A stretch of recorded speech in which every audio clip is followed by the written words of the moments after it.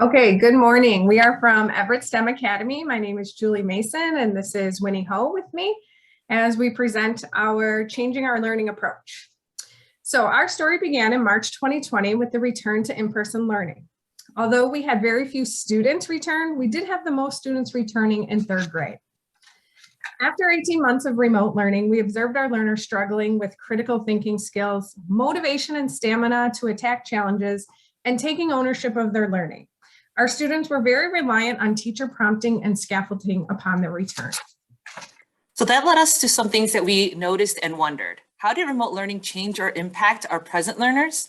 And also, when they return in person, how will they be and what impacts do we need to address when that happens? This led us to some questions and student interviews. So we took these wonderings and created interviews, which was a great learning opportunity. And then we realized that from our data collection that there was things that we could do as we plan ahead for the in-person learning. So we developed a plan to implement inquiry circles to address the needs of our students. Inquiry circles would help us incorporate STEM into other domains in our school and lay the foundation for thinking, collaboration, and wonder. We believe if learners experience inquiry-based learning projects in order to fully engage in exploration about their own topics of interest, then they can become independent, critical thinkers who are passionate about their learning and their future. So why inquiry circles? According to Stephanie Harvey, time and time again, we notice that when kids have authentic opportunities to read, think, and talk together, their curiosity explodes and their questions come fast and furiously. And that's exactly what we wanted our learners to be able to do. So we created a prototype to see how students would do with these inquiry circles. So we gave them a very simple survey to see what they would say or do about these inquiry units. Then our work began. We created a professional learning community in which the principal, coaches, and teachers read Comprehension and Collaboration, the Inquiry Circle book by Stephanie Harvey. We utilized the summer program to pilot inquiry circles. This would be a safe practice for teachers and students. Teachers implemented lessons from our professional resource, and their feedback was valuable in moving forward with the plan. Some takeaways from the summer pilot was, students need the content from science units to really springboard their wonderings. Collaboration and communication skills needed to be explicitly taught, and students really enjoyed the ownership of their work in their presentations and proud of their efforts at their presentations. So our new 21-22 school year began, and we roll out inquiry circles from 1st through 5th grade. Our teachers still had some apprehensions as we now had the demands of a full day and a full classroom. We were also moving towards student-centered learning with teachers there to support wonderings and research. After each unit of inquiry, the leadership team would debrief and analyze the information from student surveys and teacher feedback. We uncovered that our 4th graders had the lowest positive outcomes from the inquiry unit and presentations, and they became our focus group moving forward. They had the largest class size and the widest range of skills. This led us to dive deeper into our focus group with our second prototype, the mindset survey. Although we surveyed 3rd, 4th, and 5th graders, we noticed our 4th graders having a more narrow perception of themselves as a student. Most said they try their best when faced with the challenge, but they also said they don't like hard challenges as compared to 3rd and 5th graders. This group was also neutral or agreed that getting A's and B's made you a good student. In their surveys from the inquiry unit feedback, they also said presentations was an area of concern for them. Our team discussed these findings and will offer greater choice on students on how they want to present their knowledge after an inquiry unit. Inquiry circles in the engineering design process will help 4th graders develop a growth mindset. Teachers will have to utilize growth mindset statements to help students approach challenges.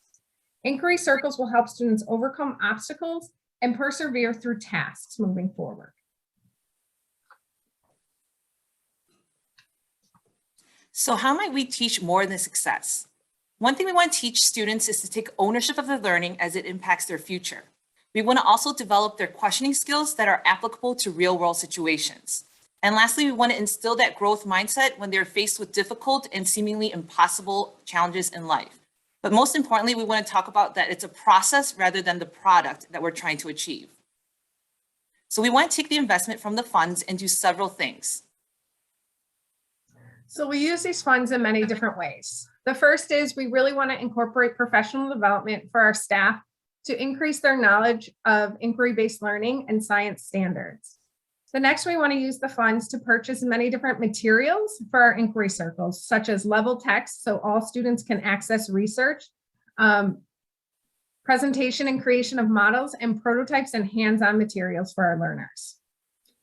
Our next step is inviting guest speakers who are experts in their field and can partner with our learners, and then take field trips that are connected and interrelated to their unit of study.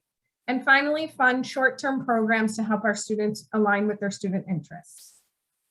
So in order to make sure that these funds are successful, we have several measures of success. One includes the communication and connection. So students will continue doing these presentations for their inquiry circles, and they'll share out with their peers what they've learned and the real world applications and how it's important. We'll also be giving them the questionnaires and surveys at the end to see how much of an improvement it has impacted their lives and how it's changed. We want to also change the culture and climate of the school by giving that same growth mindset that we did at the end of the year to assess how they're growing and what areas of growth that they've made. And lastly, for content and curriculum, we want to encourage this also in our STEM-based programs so that we are implementing the engineering design process to overcome any challenges they may come across. That's our time for the pitch. All right, thank you. I know that there was more that you would have shared, but it was really clear and easy to follow everything that you did share. So thank you for that. One question I have is about your engagement of stakeholders in a communication plan. Can you talk a little bit about how you would do that? So we are a really small school.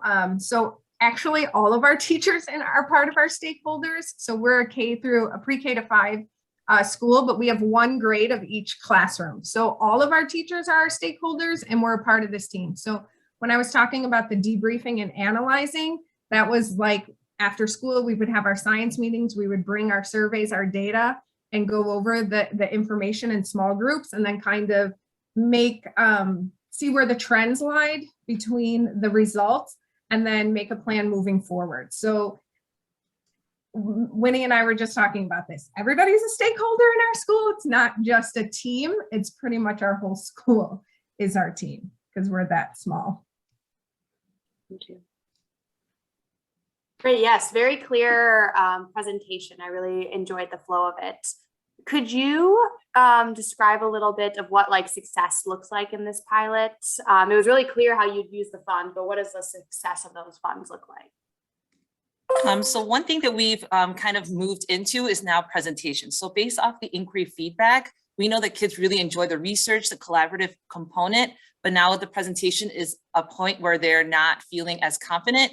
So we're feeling like with the funds, if we invite guest speakers and they go on these field trips to field experiences, they'll get an idea of what guest speakers do to make themselves feel more confident in how they're speaking with others and how they're portraying their knowledge. I think they don't have as much opportunity yet. So we're hoping those funds can contribute to that aspect. And we know that the kids are growing in the sense of presentation because they've told us in the beginning of the school year, we had a lot more students who did not want to present, but now they're feeling a lot more confident and they're actually liking it. So that's really exciting for us to see. And just to add on to that, so we've done 3 presentations already this year from the very first to the next.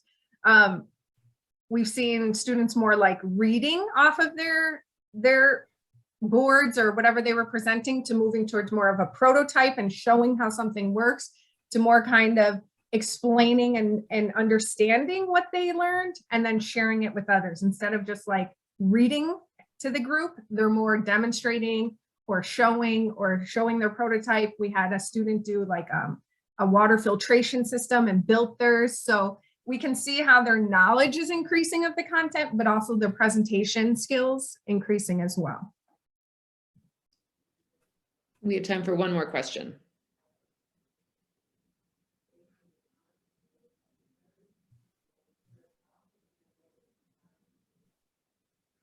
I'll just take those 30 seconds then to tell what we learned. And it's a very cyclical process. So every time we do one part, we uncover something new, which kind of drives our instruction, our plan moving forward. So it's been that's how we presented it as well, is that this is a very cyclical process. and that's something new that's uncovered, we come back to and address it and kind of try to move forward with it in the next round of our plan.